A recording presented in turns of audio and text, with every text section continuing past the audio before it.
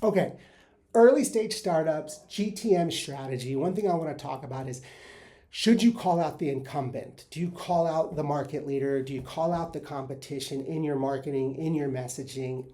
Yes, absolutely. If it works for you, if you get a positive response from the consumer base, if your ICP has a visceral reaction to using or paying for the competition, absolutely lean into it. And don't think this is something to just little companies do. I was just doing a bunch of research on the invoicing side. Check out these two ads, one from Sage Intacct and one from Oracle, both directly calling out QuickBooks. And what I find most fascinating is that Oracle is a $500 billion company. It's almost 3.5 times larger than Intuit, who owns QuickBooks, yet they still call them out. So this is not just something that early stage companies do. It's not something that's sort of beneath you or just little fledgling companies do. This is something the big players do, but there's a reason. And there's two things that I find most successful here, because I'm a big fan of it. I do it with Agree.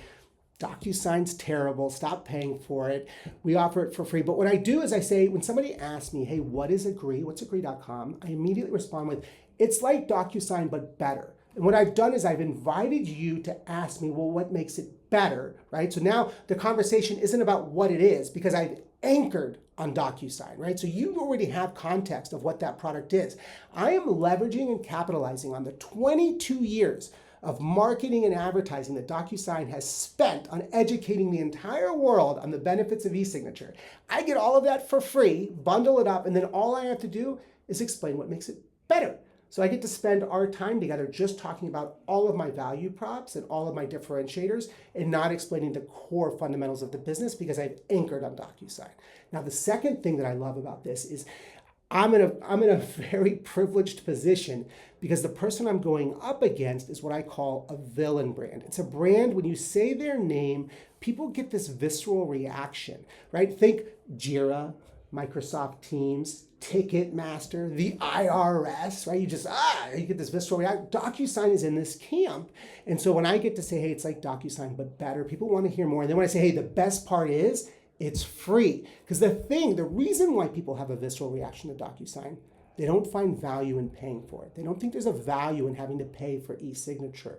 And so when I reinforce that point and I offer them a free version of that service, it's an immediate connection between me and that prospective customer. And it's just, velocity on that conversation just goes through the roof. So that's all I got for you.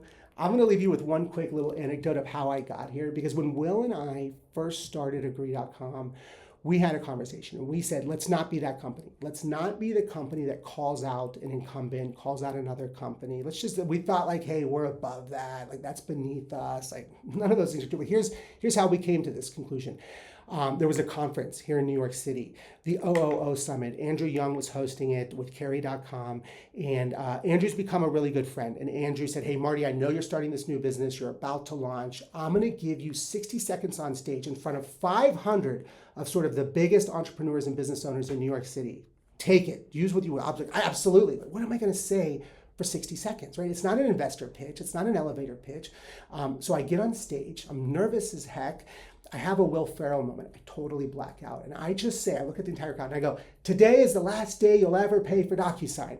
And the crowd erupted in cheer. There were people standing up, standing ovation. And I realized, it just clicked for me at this moment, that we have to lean into this. We have to go all in because of this visceral reaction, because it works, it resonates, that the consumer base really feels like, hey, there is no value in paying for that. I don't feel like it's a fair exchange. And I do want a better offering. I want a more modern experience. I want better AI tooling. Like, everything that we're building and offering, like, they want it. And the person that they go to doesn't deliver it.